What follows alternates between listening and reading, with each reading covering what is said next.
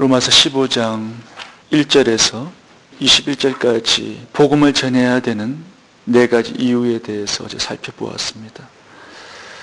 첫 번째는 이웃을 향한 최고의 사랑이기 때문에 그렇고, 두 번째는 하나님을 향한 최고의 예배이기 때문에 그렇고, 세 번째 자신을 향한 최고의 영광이기 때문에 그렇고, 네 번째는 자신을 향한 최고의 자랑이기 때문에 그렇다고 말씀드렸습니다. 오늘 복음을 전하는 복음 전파자의 자세에 대해 세 가지로 한번 살펴보겠습니다. 복음 전파자는 어떻게 복음을 전파해야 되는가?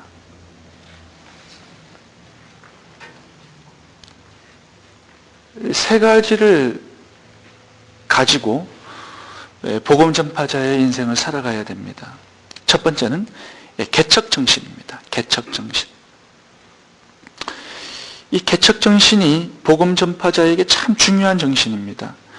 이것이 없으면 복음 전파자가 되기 힘들어요.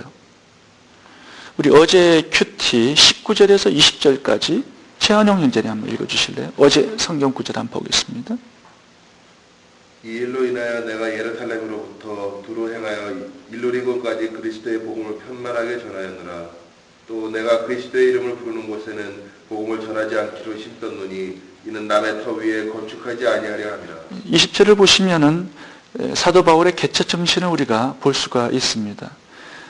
복음이 들어간 곳에는 복음을 전하지 않고 미개척 지역, 새롭게 개척할 그 장소로 가서 복음을 전했다는 겁니다. 그 이유가 21절에 나와 있는데, 기록된 바 주의 소식을 받지 못한 자들이 볼 것이요 듣지 못한 자들이 깨달으리라 함과 같으니라. 이 성경 구절을 이루기 위해서 그랬습니다. 사도 바울의 정신은 땅끝까지 복음이 안 들어간 곳에는 자기가 가서 복음을 전하겠다는 이 개척 정신을 가지고 일생을 살아갔습니다. 제가 한국을 가보니까 한 건물 안에 교회가 두세 개 있는 그런 현실이에요. 이 개척 정신이 오늘 성경 본문의 말씀에 비하면 한국의 그런 교회들이 좀 문제가 있다고 생각이 듭니다. 북가주도 마찬가지예요. 한 지역에, 작은 지역에 20, 30개의 교회가 몰려 있고, 선교지로 나가서 개척하려고 하는 생각을 많이 갖지 않는 것 같아요. 22절하고 24절도 한번 봐보겠습니다. 23절부터 보겠습니다. 이제는 이 지방에 일할 곳이 없고, 사도 바울이 복음을 얼마나 부지런히 전했냐 하면, 이제는 더 이상 자기의 그 한 지역에 복음이 더 전파될 수 없을 정도로 복음을 다 전했어요. 그렇다면 이제 좀 쉬어도 될 거 아니에요? 사역을 다 이제 어느 정도 마쳤기 때문에 거기서 만족하고 안주할 수도 있었습니다.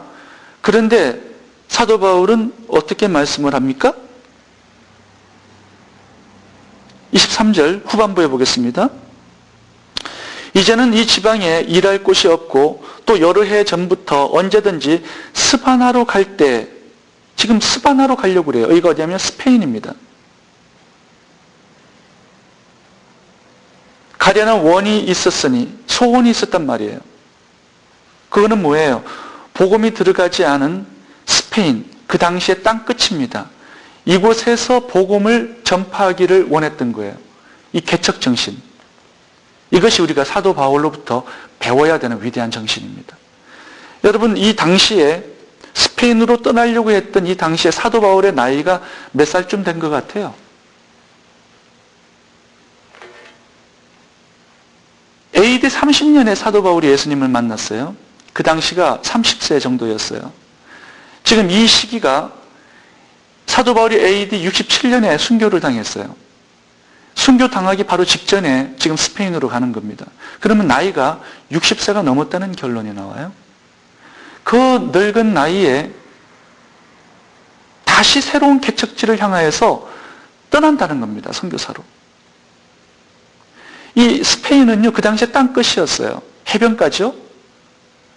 바울을 반겨주는 사람도 없는 정말로 불지의 땅이었습니다. 사도행전에서 여호수아에서 우리가 살펴보았듯이 갈렙이 85세의 나이에 이 땅을, 이 산지를 내게 주소서. 그 상황이나 똑같은 거예요. 지금 이 나이면요, 사도 바울이 1차 선교여행, 2차, 3차 선교여행을 성공적으로 다 마쳤던 그 시기였어요. 고린도 지역, 또 빌립보 지역, 상당히 많은 지역에 교회를 개척했던 그 시기였습니다. 그리고 빌립이나 디모데, 디도 참 많은 후배들이 있었어요. 그렇다면 이제 참 안정적으로 원로 선교사요, 원로 목회자였죠.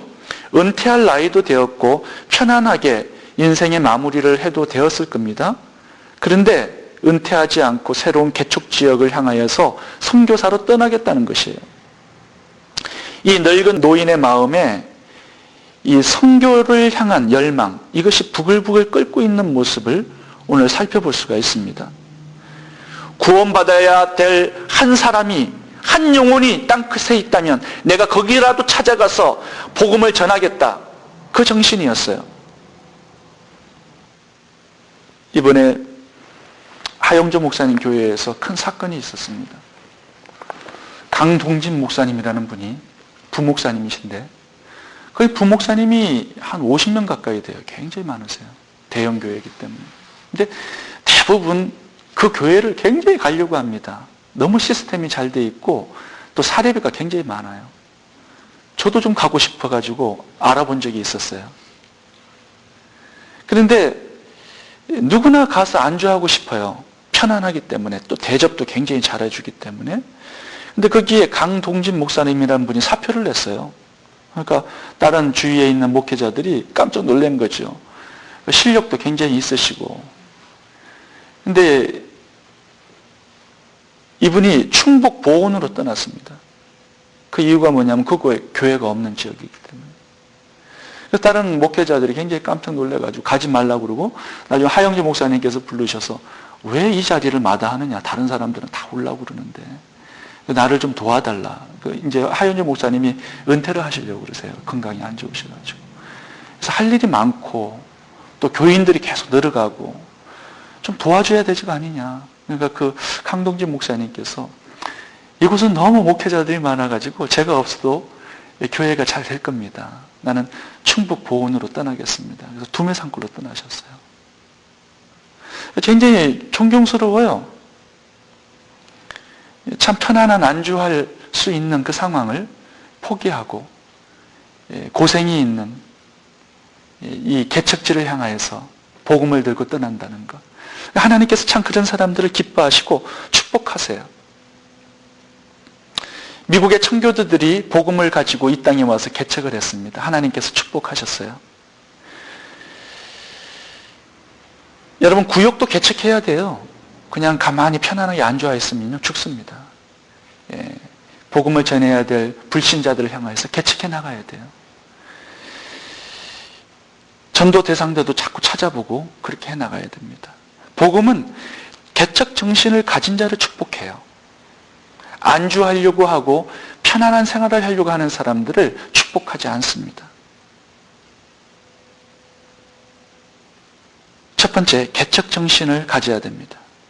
두 번째, 팀워크 정신을 가져야 돼요. 팀워크 정신.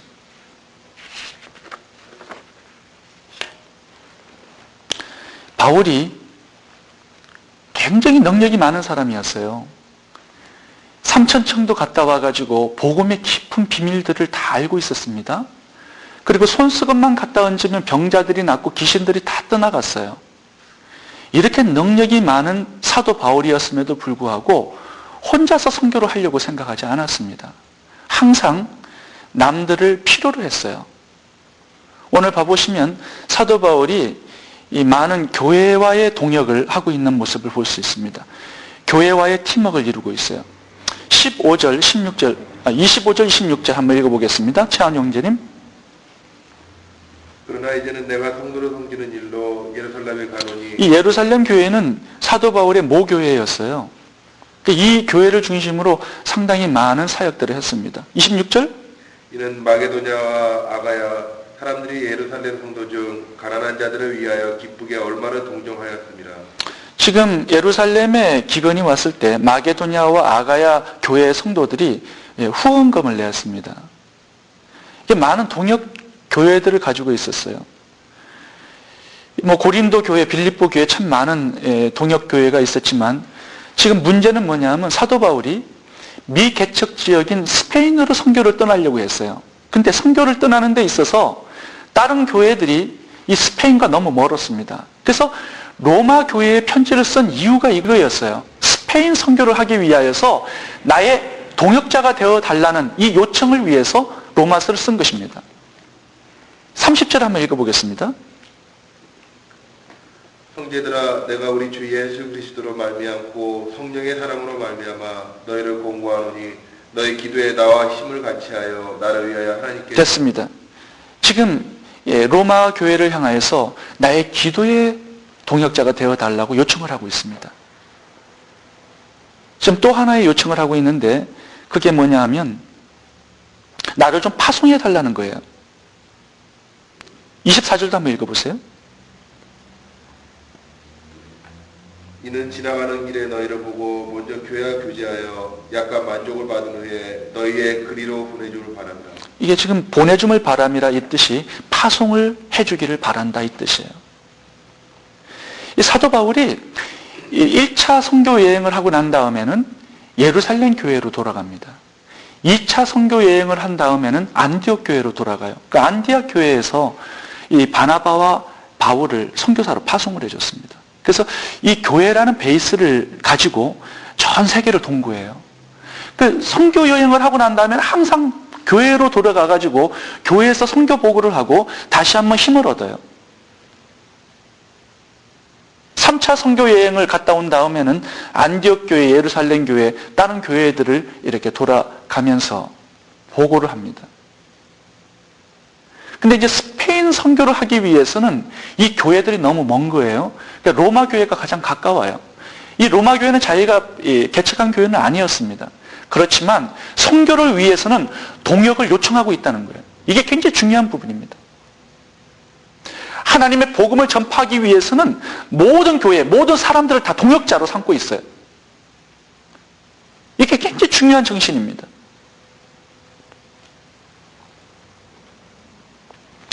여러분, 이 구역장도 복음 전파자예요. 그렇다면 교회를 중심으로 사역을 이끌어 가야 됩니다. 찬양 인도자도 마찬가지예요. 모든 성도는 복음 전파자의 사명을 가지고 있어요. 그렇다면 교회라는 베이스를 깔고 일을 해야 돼요. 그러니까 교회로 자꾸 와서 보고하고 기도도 받고 그렇게 해야 됩니다. 필요한 기도의 제목이 있으면 요청을 해야 돼요. 사도 바울 같은 사람도 기도를 요청하고 있어요. 사실은 기도가 필요 없을 만큼 능력이 있었던 사람입니다. 그렇지만 다른 사람의 기도를 필요로 하고 있습니다. 왜냐하면 혼자의 기도만으로는 안 된다는 사실을 알고 있었기 때문에 그래요. 이렇게 겸손한 사람들을 통하여서 하나님은 능력 있게 일을 하시는 거예요. 내 자신만의 기도만으로는 안 된다. 내 자신만의 은사 가지고는 안 된다. 이것을 깨닫는 자만이 하나님의 복음의 사역을 원만하게 감당할 수 있는 겁니다. 기도 없이는 복음의 제사장 이 직분을 감당할 수가 없습니다. 기도 없이는 예수 그리스도의 일꾼으로서 일할 수가 없어요. 복음을 전파할 수가 없어요. 복음은 나 한 사람의 기도뿐만 아니라 모든 사람의 기도를 필요로 하는 것입니다. 구역을 기도 없이 세우려고 하는 그 자체가 교만이에요. 제가 보고서를 작성해서 내라고 하는 이유도 기도의 동역자가 되기 위해서 그런 것입니다. 사도 바울은 오늘 본문에서 세 가지의 팀워크를 이루고 있어요. 첫 번째는 교회와의 팀워크이고 두 번째는 기도와의 팀워크예요. 세 번째가 중요한데 24절에 봐보시면 이 교제라는 단어를 썼습니다. 24절 보겠습니다. 이는 지나가는 길에 너희를 보고 먼저 너희와 교제하여. 여러분, 여러 성도들과 이 친교를 나누는 것, 교제하는 게 굉장히 중요합니다. 구역에 들어가서 같이 큐티를 쉐어링하고 같이 기도의 제목을 내놓고 같이 기도하고 함께 음식을 나누는 것, 이거 자체가 굉장히 선교예요. 여기에서 힘을 얻는 거예요. 충만함을 얻는 거예요. 이거 가지고 나가서 선교하는 거예요. 다른 성도님들과의 이 교제를 중요시 여겨야 됩니다. 사도 바울도 이렇게 중요시 여겼다면 우리는 더더욱 중요시 여겨야 됩니다. 여러분, 사도 바울처럼 능력 있는 사람도 이렇게 교회와 더불어 일을 하고 기도의 동역자들과 함께 일을 하고 또 성교들과 친교를 중요시 여기면서 일을 했어요. 우리도 마찬가지입니다. 예수님까지도 12명의 제자들과 팀을 이루어서 복음 사역을 했습니다. 우리는 더더욱 다른 사람의 도움을 필요로 하는 겸손한 사람이 되어야 됩니다. 삼위일체 하나님께서도 이렇게 팀을 이루어서 복음 사역을 완수하신 거예요. 여러분, 팀워크를 잘 이루어서 사역을 할 수 있어야 합니다. 그래야 교회도 부흥되고 구역도 부흥되고 여러분의 사역도 힘을 받을 수가 있습니다. 두 번째, 팀워크 정신. 세 번째, 축복 정신. 이게 굉장히 중요합니다. 축복 정신.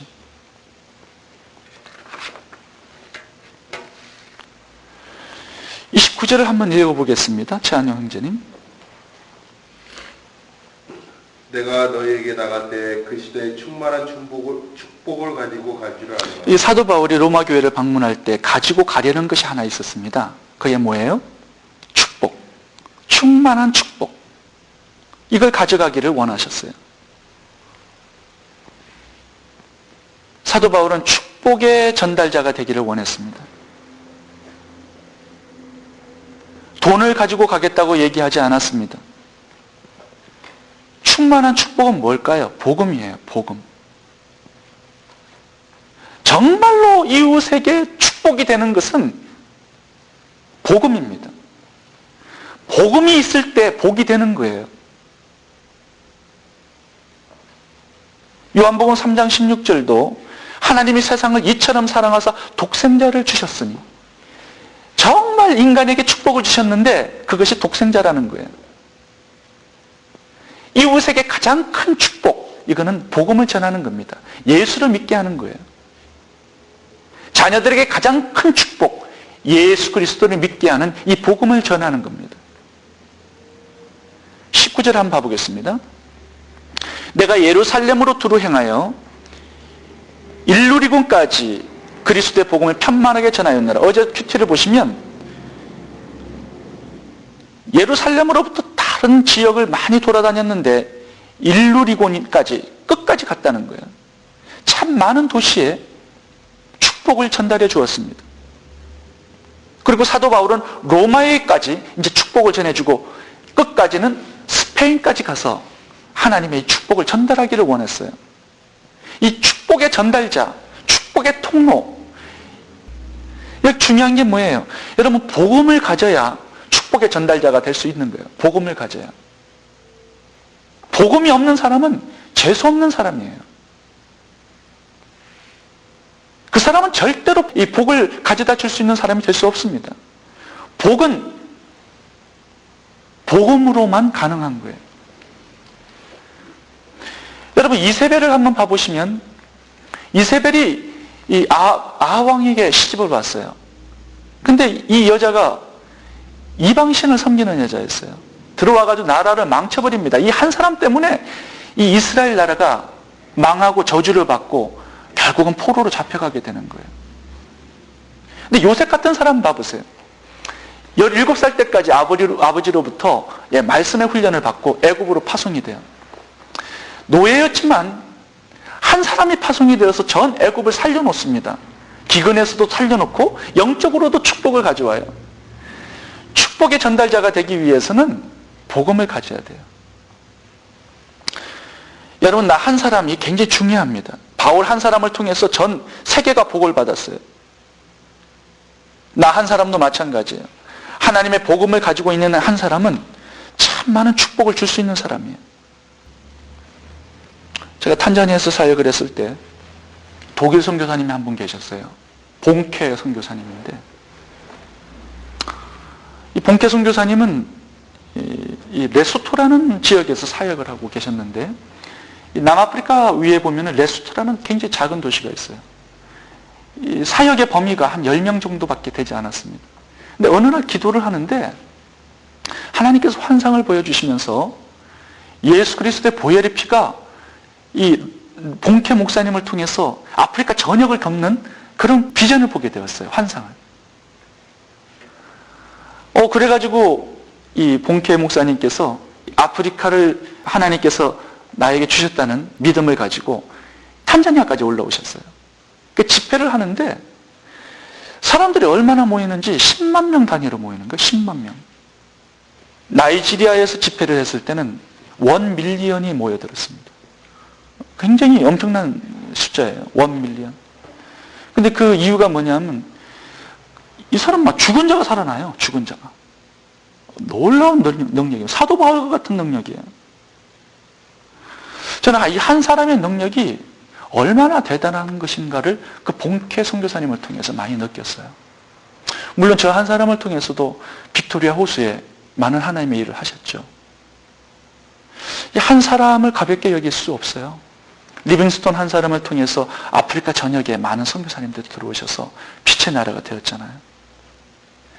엘리사벳, 제가 어저께 말씀드린 엘리사벳 엘리엇, 이 여자 한 분을 통해서 에콰도르 이오카 부족이 하나님께로 돌아왔어요. 복음을 가진 한 사람은요, 위대한 능력으로 쓰임받습니다. 제가 지금 읽고 있는 책이 항상 부족함이 없으리로다. 모잠비크 선교사님이신 하이디 선교사님의 책을 읽고 있어요. 이 모잠비크가 세계에서 가장 가난하고 부정부패가 가장 심합니다. 모든 선교사님이 들어가서 사역을 잘 감당할 수 없어요. 다 실패하고 돌아 나오는 곳이 모잠비크예요. 저도 가봤는데 정이 들지 않는 곳이에요. 근데 이 하이디 선교사님은 여자 선교사님인데 그게 들어갔는데 지금까지 교회가 6,000개 교회가 개척이 됐어요. 한 여자를 그렇게 엄청나게 쓰시더라고요, 하나님께서. 근데 그분도 보니까 죽은 자가 막 살아나요. 하나님께서 그렇게 역사를 일으키셔요. 기적을 가지고 복음을 확실하게 전하게 하시는 거예요. 여러분, 한 사람 우습게 여기면 안 됩니다. 한 사람의 기도를 쓰셔서 전 세계도 바꿔놓으신 하나님이세요. 복음을 가진 자는요, 능력 있는 사람이에요. 이미 강한 자예요.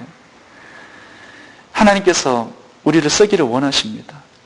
복음을 전하는 복음의 일꾼, 또 하나님의 제사장 이 직분을 받았기 때문에 이 복음의 목표를 가지고 전 일생을 달려나가는 것 굉장히 중요합니다. 복음의 일생을 건 사도 바울을 통해서 로마를 변화시키고 세계를 축복하셨다면 복음의 목숨을 건 우리들을 통하여서도 충분히 그런 사역을 감당케 하실 것입니다. 복음 전파자는 3가지의 정신을 가지고 사역을 감당해야 됩니다. 첫 번째, 개척 정신입니다. 두 번째, 팀워크 정신입니다.